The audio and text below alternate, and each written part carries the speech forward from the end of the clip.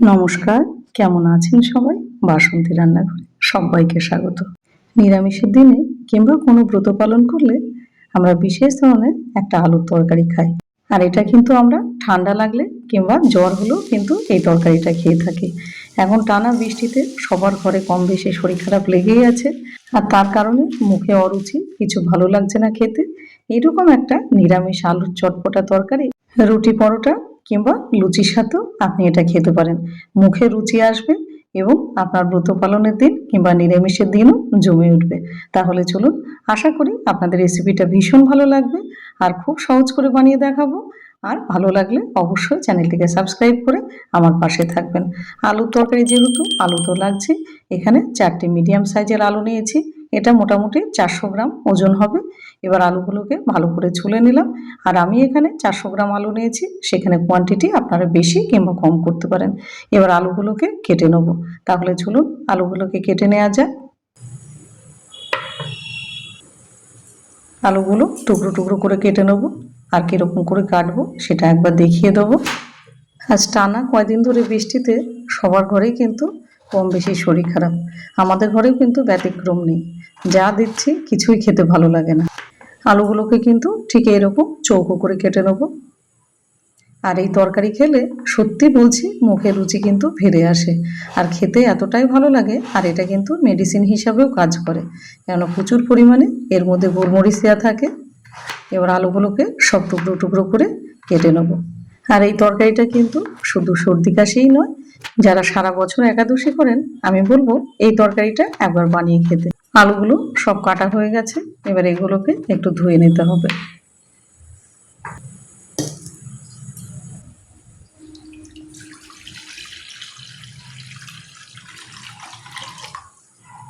আর আজকে আমার ভিডিওটা আপনি কোথায় থেকে দেখছেন সেটা অবশ্যই কমেন্ট সেকশানে জানাবেন। আর আলুর দমের রেসিপিতে আপনারা প্রচুর প্রচুর দুহাত ভরে ভালোবাসা দিয়েছেন, এর জন্য আপনাদেরকে অনেক অনেক ধন্যবাদ। আলুগুলোকে পরিষ্কার করে ধুয়ে নিলাম। আর কি কি লাগছে একবার দেখিয়ে দিচ্ছি। এখানে নিয়েছি 50 গ্রাম বাদাম। আর এই বাদামটা আমি খোসা সমেত নিয়েছি। আপনারা কিন্তু চাইলে দোকানে খোসা ছাড়ানো বাদামও নিতে পারেন। আর 400 আলুর জন্য কিন্তু এই 50 গ্রাম বাদামই যথেষ্ট, এর বেশি আমরা দেব না। তাহলে চলুন রান্নায় চলে যাই। গ্যাসটাকে জ্বালিয়ে বসিয়ে দিলাম একটা ফ্রাই প্যান। এবার গ্যাসের ফ্লেম লো টু মিডিয়াম রেখে এবার বাদামগুলোকে বেশ লাল লাল করে ভেজে নেব। আর এইরকম ভালো ভালো নিরামিষ আলুর তরকারি কিন্তু আমার চ্যানেলে আরও দেওয়া আছে, আপনারা অবশ্যই ভিজিট করুন বাসন্তী রান্নাঘর। সেখানে গেলে কিন্তু নানান ধরনের নিরামিষ আলুর তরকারি আপনারা পেয়ে যাবেন। আশা করি ভালো লাগবে। বাদামটা বেশ লাল লাল করে ভাজা হয়ে গেছে, এবার এটাকে নামিয়ে নিতে হবে। এটা ঠান্ডা হলে তবেই কিন্তু খোসাটা উঠবে। আর এর আগের ভিডিওতে নিশ্চয়ই আপনারা দেখেছেন যে এই কুলোটা যে 5 মিনিটে বাদামের খোসা উঠে যায়। এবার এটাকে ঠান্ডা হতে দেবো। আর কি কি নেব সেটা একবার দেখিয়ে দিচ্ছি। এর মেন উপকরণ হলো গোলমরিচ। এখানে আমি 1.5 চামচ গোলমরিচ নিয়েছি।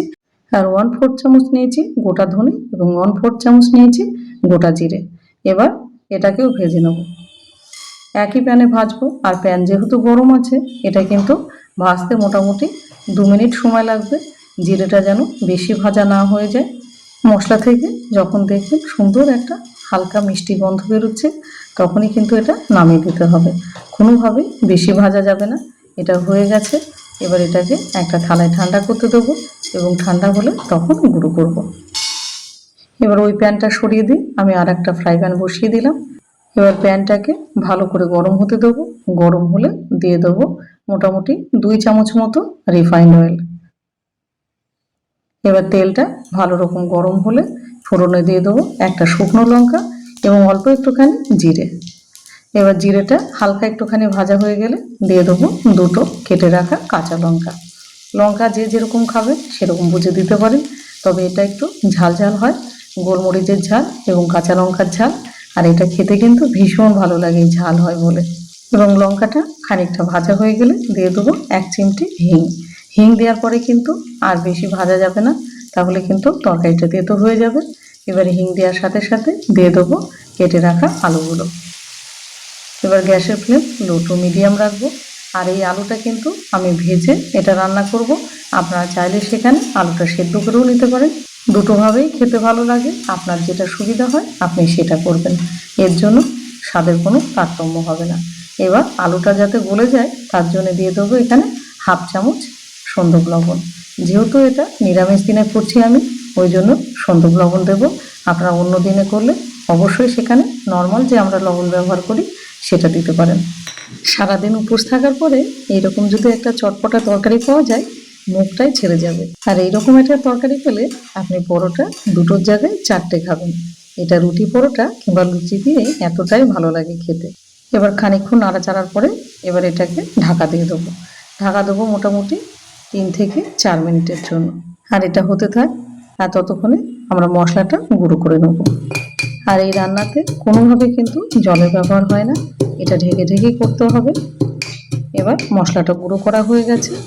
সংসারে দেখবেন দৈনন্দিন ব্যবহারের কিছু জিনিস খুব প্রিয় হয়ে ওঠে, যেরকম আমার এই কুলোটা বড় ভালোবাসার জিনিস। আমার বাপের বাড়ির ওখানে একটা মেলা হয়, সেই মেলাতে এই ধরনের কুলো কিন্তু প্রচুর পাওয়া যায়। আর এটা ছোট দেখলে হবে না, এ বড় কাজের জিনিস। দেখুন 1 মিনিটে আমি সব বাদামের খোসা পরিষ্কার করে নিলাম। আর এদিকে আলুটাও কিন্তু 50% সেদ্ধ হয়ে গেছে। আর আলুটা হালকা একটুখানি প্যানে লেগে যাবে, তাতে কোনো অসুবিধা নেই, কারণ আমরা তরকারিতে কোনোভাবে জলের ব্যবহার করব না। আর ঢাকা দিয়ে দিয়ে এটাকে রান্না করতে হবে।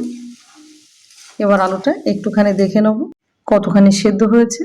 ভালো করে একটুখানি নাড়াচাড়া দিয়ে দিতে হবে, আর নিচে যে হালকাগুলো লেগে গেছে সেগুলো তুলে দিতে হবে। মোটামুটি 50%-এর বেশি সেদ্ধ হয়ে গেছে। এটাকে আর একটুখানি ঢাকা দিয়ে সেদ্ধ করে নেব, মোটামুটি 2 থেকে 3 মিনিট। এটা ঢাকা দেওয়া থাক, আর ততক্ষণে আমরা বাকি কাজগুলো সেরে নিই। যে বাদামগুলো ভেজে তুলে নিলাম সেইগুলো একটুখানি গুঁড়ো করে নেব। খুব বেশি গুঁড়ো করার দরকার নেই, কারণ তরকারির মধ্যে বাদামগুলো যখন মুখে পড়বে এটা খেতে ভীষণ ভালো লাগে। এবার এতক্ষণে কিন্তু আলুগুলো আমাদের সেদ্ধ হয়ে গেছে, পুরোপুরি আলুগুলো সেদ্ধ হয়ে গেছে। এবার ভালো করে একটু নেড়ে নেব। এবারে একে একে সব উপকরণগুলো দিয়ে দেবো। প্রথমে দিয়ে দিলাম ভাজা মশলাটা। এবার ভাজা মশলাটা দেওয়ার পরে দিয়ে দেবো বাদামটা। এবার বাদামটা দিয়ে ভাজা মশলা দিয়ে ভালো করে একটুখানি নাড়াচাড়া দিয়ে এবার গ্যাসের ফ্লেম কিন্তু লো করে দিতে হবে। এবার এটা ভালো করে নাড়াচাড়া করে মশলা এবং বাদামটা তরকারির সঙ্গে মিশিয়ে দিতে হবে। আর দিয়ে দিতে হবে 2 চামচ মতো বাটার। বাটারের পরিবর্তে আপনারা ঘিয়ের ব্যবহারও করতে পারেন, কিন্তু পরিমাণে একটু বেশি দিতে হবে। এই জায়গাতে কোনো কার্পণ্য করলে তরকারির কিন্তু স্বাদ পারফেক্টভাবে কোনোভাবেই আসবে না, যেটা আপনি চাইছেন। এবার বাটারটাকে মেল্ট হতে দেবো। এবার বাটারটা মেল্ট হওয়ার পরে ভালো করে তরকারির সাথে মিশিয়ে নিতে হবে। আর এই তরকারি দিয়ে এত সুন্দর একটা গন্ধ বেরোয়, একদম হেসে ম করে। আর এটা বানানোটা ভীষণ সহজ, মোটামুটি 10 থেকে 15 মিনিট হাতে থাকলে কিন্তু আপনি এরকম একটা নিরামিষ সুন্দর একটা চটপটা তরকারি বানিয়ে নিতে পারেন। এবার গ্যাসটা অফ করে দিলাম। এইবার পরিবেশন করে দিন, নিরামিষ দিনেই হোক কিংবা উপোসের দিনেই হোক, বা সর্দি কিংবা জ্বরে যদি কারোর মুখে অরুচি হয়ে থাকে, আপনি এই সহজ আলুর তরকারিটা আপনি অবশ্যই বানিয়ে দিতে পারেন। আর এটা যেরকম খেতে হয় আর শরীরের পক্ষে ভীষণ ভালো। আর বানানোটা তো একদমই সহজ, দেখেই নিলেন। তাহলে আর দেরি কেন, নিরামিষ দিনে ঝটপট এরকম একটা বানিয়ে ফেলুন, এরকম চটপটা আলুর একটা রেসিপি। ভিডিওটা কেমন লাগলো আশা করি আপনাদের ভীষণ ভালো লেগেছে। আর যদি ভালো লেগে থাকে তাহলে চ্যানেলটাকে সাবস্ক্রাইব করে সুন্দর করে একটা কমেন্ট, একটা লাইক, আর হ্যাঁ, হাইপ করতে ভুলবেন না। আর তার সাথে প্রচুর পরিমাণে শেয়ার করে দিন। তাহলে আজ আসি, ভালো থাকবেন, সুস্থ থাকবেন। আবার দেখা হবে অন্য কোনো ভিডিওতে।